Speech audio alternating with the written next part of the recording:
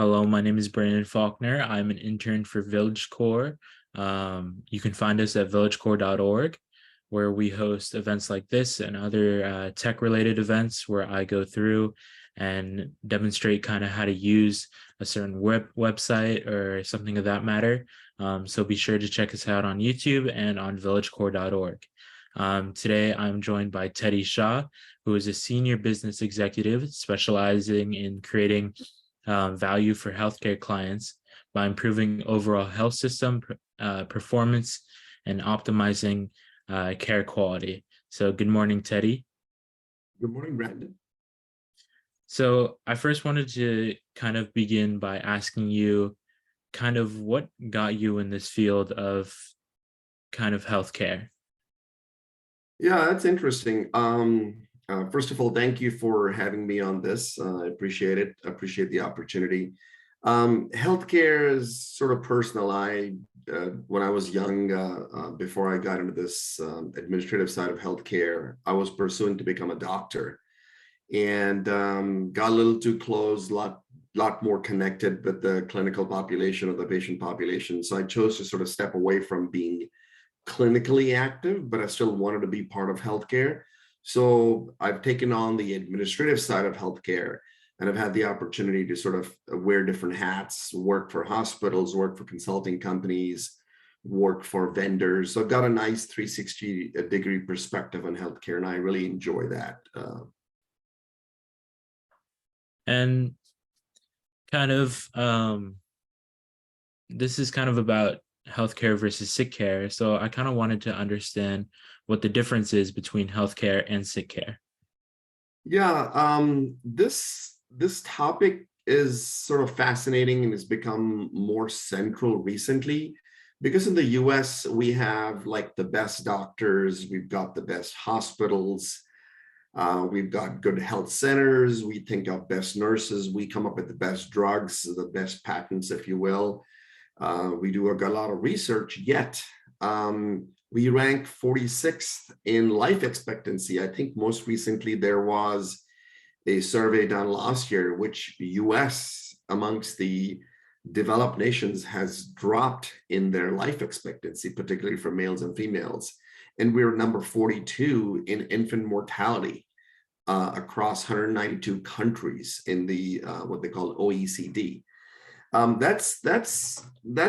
That's sort of hard to believe. It doesn't reconcile, right? We spend roughly 20% of our GDP on healthcare.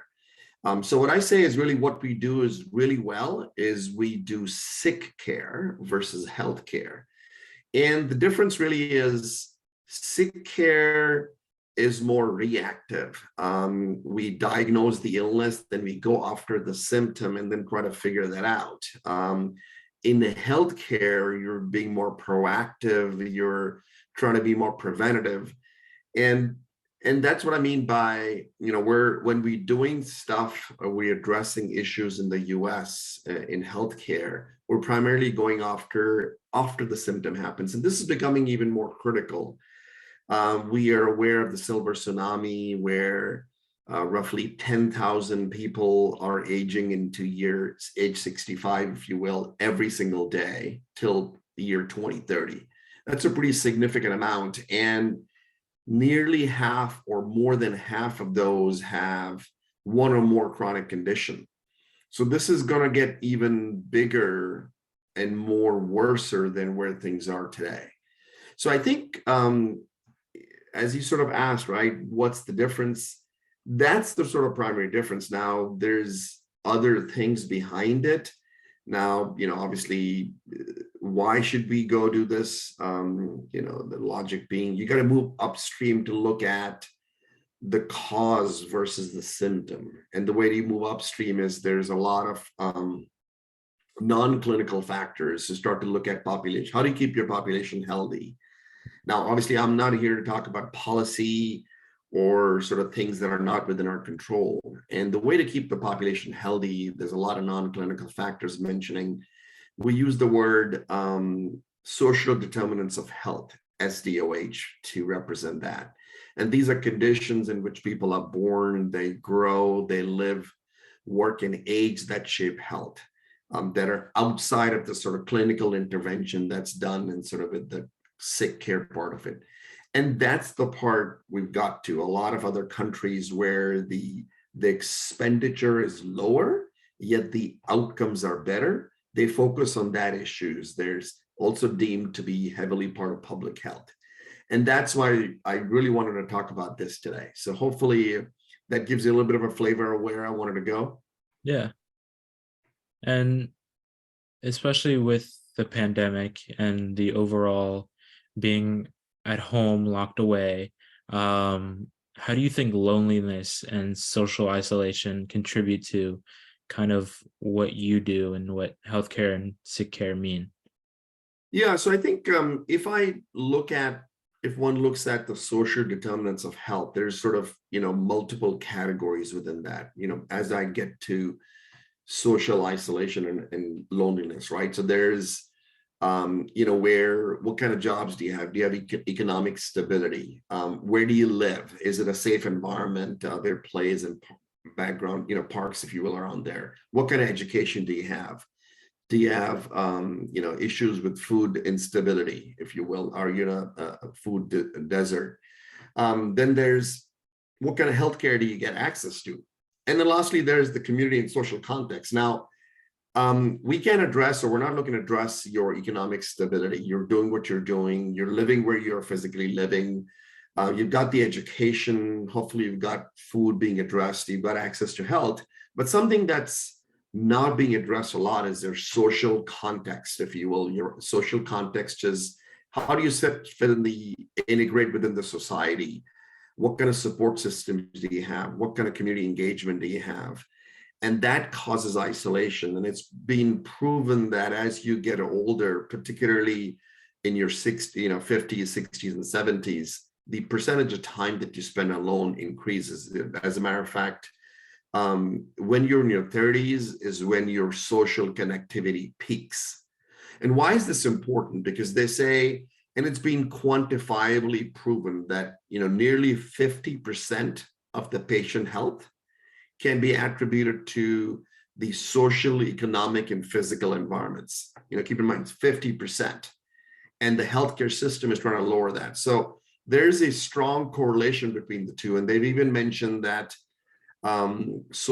patients that have unmet social needs, their annual health expenditures roughly 10% more, like $2,500 more per year. This was, I think, a study done by the Robert Wood Johnson Foundation. So there's actual consequential effect to the healthcare system and to the people. Now, I'm going to particularly talk about in the population health. We talked about healthcare versus sick care. We talked about moving proactively upstream. Within that, we talked about non-clinical needs. Within non-clinical needs, there's social isolation. That's one is tangible and has meaning. And that's one where we can potentially influence. They've even mentioned that loneliness or isolation, as it increases in person's age, it increases the person's risk of premature death due to all the causes that they're already facing. But, keep in mind, we talked about how they generally have 2 or more chronic illness to begin with. And that's equivalent to, I think, another of your interviewer a couple of days ago talked about equivalent to like having smoking 15 cigarettes a day. So it has significant consequential impact to that. So within that, why that? And particularly, as you mentioned, with the COVID, with the pandemic, with technology, we may seem we're more connected, but we're getting more far apart. How many times you've sort of walked around or seen people in a public setting where everybody's heads down and looking at their phones, and people are just, and the elders that might be there with you that may not have the level of connectivity, they're just isolated while being with you. I don't mean necessarily you, but with people. So I think that's important is, how do you recognize that? How do you recognize the fact that there's some of this happening? First, you have to know that this is not just a saying it's good to do. There's impact to the person, their lifespan, their longevity, their ability to have a healthy outcome. And then there's impact to the society, impact to the health system, impact to the GDP, both sides. And how do you minimize that? You recognize that this is real, it's getting exacerbated with technology, and then try to sort of address that, recognize within your smaller circle. Now, obviously, there's a public health component of this we can address, but that's sort of step one. And then, this is really having the understanding of why, what, and how. So that's sort of the focus that, is, I think, is really important. I've had the chance to witness that personally with as my in-laws sort of came with us and living across overseas, they got isolated and impacted their health. And the same with my parents. I saw that firsthand. I moved across continents. They got isolated. Technology became a big divide, even though we did connect with it. And it's been documented that not only social communities, but immigrants and people of color are even more isolated just because it's hard to tell. And again, isolation is something that's very personal. Just because somebody's alone doesn't mean they're isolated. You've got to, they could be with people and still feel isolated. So it's recognizing what, where, how, and then trying to sort of come up with solutions to address that. And during your time, as you say, wearing many different hats in the medical world, do you think that your experience with all that has contributed to how healthcare improves? You mean is the question about my experience, a diverse experience, talking about how that's going to help healthcare? Yeah. I've noticed that clearly in the world of healthcare, right? You've got to follow the money. And the insurance companies and healthcare organizations are driven by, so what does it mean to me? And that's why I wanted to highlight the fact that social isolation and loneliness has a quantifiable financial impact. And my experience with these different organizations has really had me led to believe that as we look to address this stuff, it's important to create something and get people to connect the dots with the companies that either pay for, you pay premiums to, or the ones that are delivering care. And then how do you have them sort of understand that? So organizations today are paying for, so there's, AARP will pay for, work with you to what's it called, silver sneakers, where they're going to have you get out, because a couple different ways to address social isolation is to get out, get your body moving, health, and that'll create social connectivity, find volunteering, find new passions. So there's organizations that are starting to fund these things, even though they're not directly related to quote unquote sick care, as to realizing that if we pay for these things, these sort of particularly items that might help and that are starting to show that there's no maybe a direct correlation, but they're starting to show benefits to it. Other ways to do it, I think one of your other interviewers talked about the other day about mindfulness or meditation or virtual prayers, ways for people to connect and feel like there's active engagement in the market. Be conscious about the people that are around you. Schedule time in your day to reach out to family, friends, and neighbors. Just, if it's by email, social media, voicemail, text, do that. Know that it's impacting them critically. To you, it's something very important. Now, also, there's agencies or official organizations that have stepped up to help this now. What I've learned is I think there's AARP also provides community connection tools. There's Areas Agency on Aging. I think it's called AAA, not the AAA Motor Network. They have 620 organizations that help with programs putting together for senior care support, community involvement, things like that. There's elder care locator. It's also a free national resource for seniors to find caregiving resources and transportation. I think a couple more that come to mind is the National Council of an Aging, giving community programs and services. I think it's NIA, National Institute of Aging. I think they also provide some context on social isolation aging. So I think there's resources out there that help you do that. It's important as we do this to first listen, be conscious, be aware, and see each person, individual person's needs. I also know that healthcare organizations have, or providers or primary care providers have added um, a, um, uh, a qualifying questionnaire as they do an clinical intake. I forget the name of that right now, where they look to seek to identify what might be other non-clinical needs an individual or a patient might have as they're reviewing to see, is it, again, I'm going to not get into other areas, but is it food tends to be a lot, or transportation, but social isolation. Who do you live with? Where do you live? How often do you connect? Do you see your family? This may not be the reason why the patient's there, but you're looking looking for those things and trying to help that. So my experience has really helped me understand the work that's being done, but more importantly, the glaring gap between what needs to happen Yeah. and where we are today. So my job is what I'm passionate about is to be able to talk about it, get the message out, have people be aware, and try to connect organizations, healthcare entities, healthcare payers, healthcare providers, patients, and their support systems to, this is a critical element. Let's pay attention and see how we can help us and the entire community as a whole. Yeah.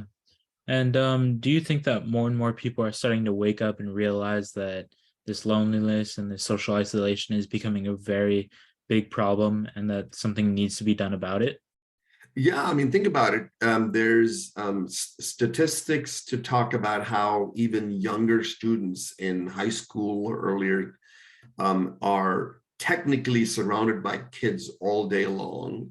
They're going to school, they're doing stuff, yet the level of suicides has gone up because either it's social deprivation or social shaming, one of the two. So they're feeling isolated, yet while physically being around it. So the level of awareness clearly has gone up. I mean, particularly with situations where we hear about, well-known entities or celebrities or their kids. Think about, I forget the name of the famous actor, really known for his jovial, jovial nature, and yet he took his life by, suicide because he was depressed, because he was lonely. So you see him on TV and you see him in movies and things like that. You would not even connect the dots with it. So what you're seeing is not what you get. So there's more attention to this given some of the recent news that's happened with celebrities either taking their lives, or news anchors, or actors, if you will, or politicians and their kids. So yes, there's more and more that's happening. Unfortunately, it's happening in ways that would tends to put a focus, but it's taking a big toll on people. So yes. And do you think that with more and more people aging, do you think that it's becoming harder and harder for for families to connect with these people, especially if they are kind of across the country? It might be harder for somebody to go out and go take care of their relative. Do you think that that's becoming harder for people? True, that's a good point, Brandon. Particularly with the, way back when, what we used to take a village. My wife's written a book on that. The whole village concept, as the village core organization particularly focus on the word village, was where people sort of grow up and as they age, as they grow older, their kids around there's a support system called a village. And the whole concept is sort of broken apart with the globalization. So while there are positives to that, we're all connected technically, like you and I right now Yeah. on the internet, but we've sort of moved apart because technology and transportation has allowed that. But there's also created a lot of gap. We probably, each of us can individually attest to the fact that we might have neighbors, we probably don't even know their names. We don't know their family members, and our immediate family members are, if not cities, but states and continents apart. So there's benefits to that, but it's also clearly gotten worse. So back to the same concept that the village core, village or core organizations trying to do is to institute not literally a village, but create that social harmony, social context, social connection. And how do we create that? Do it with your local community as well as people that you've known, and then reach out. So yes, it's good that we've globalized, good that we can travel and move around. And as our kids and family members go somewhere else, they're not necessarily gravitating and working in the village fields, if you will, but it's also clearly gotten exacerbated. And I would hope everybody that's on the call or you guys can all attest to that. It's sort of a personal experience that all of us have had. Yeah. And do you think that other countries are doing this healthcare and sick care a lot better than the United States, especially when addressing bigger issues like this loneliness? Yes, it is, because I mean, look at the statistics that I talked about very early on, right? So while we're spending more, we're spending 20% of the GDP. I would say, I don't want to necessarily get into naming countries, but Spain, for example, spends much less and has better outcomes. So individual share of the cost of health is less. The national cost of share of health is less, and yet the outcomes and mortality as life expectancy is more. Why? Because they're not necessarily addressing the sick care part of it. They're trying to address the health care. So they're putting more efforts into programming in earlier schools, social connectivity, libraries, parks, having events for seniors, having them engaged. It's not, when somebody's sick, it's not necessarily a matter of addressing their particular needs. So there's a lot of countries in the developed and the developing nations that have a much more lower cost of healthcare that are addressing the social determinants of health. Now, agreed, 50% of the expenses are towards that. And there's parts of it that we as individual members on this call or the ones that might listen to can address, and part of them are policy. And again, like I said earlier, I'm going to try and stay away from the policy aspects of it. It's the parts that we can address. Can we move to a different location? Can we address people's hunger issues? And really, social connectivity and isolation, that's the least and the easiest to address. That can pretty much be addressed by literally just picking up the phone, understanding that. The other is a little bit more consequential, but that's easier to address. So yes, there's people that have done that. That's where the size of the country in the US and the mobility has only created things worse. But smaller countries have done better. New Zealand's done really well. Norway's done really well. Again, these are smaller countries as well. So the distances between people is not as big. All right, perfect. And we have just enough time here for questions. So if anybody in the chat or if anybody wants to unmute and ask any questions, feel free. Let's see. Okay. Shah, do you have a question? I don't have a question, but I'd like to say thank you, Terry. This was really insightful. I think after listening to this, I'll be more attentive to my family members and just try to do better at keeping in touch with them. So thank you. I think you make a good point, right, Shah, that we get busy and we don't realize it. And we're younger, and I have noticed that change in social connections, and we don't start new connections as you get older. You build on the old ones, and if they start to go away, it's hard to build a new set of friends. You recently relocated to a different part of the country, right? You got to establish that all over again. And you sort of probably realizing that firsthand. What does it take? So yes, if I can impact one person with one family, I think that's worth a conversation. Yeah. All right. Well, if anybody didn't have any other questions, we'll end a little bit early. So thank you so much, Teddy, for being here with me today. Once again, my name is Brandon Faulkner, and I am an intern here at Village Core. You can find recordings like this on our YouTube channel, and on our website as well. You can find other events like this that are hosted daily, where I talk to different people about a ranging subjects of just like this one about healthcare versus sick care, or I talk about different tech topics. So be sure to check us out on YouTube or at villagecore.org. Thank you very much once again, Teddy.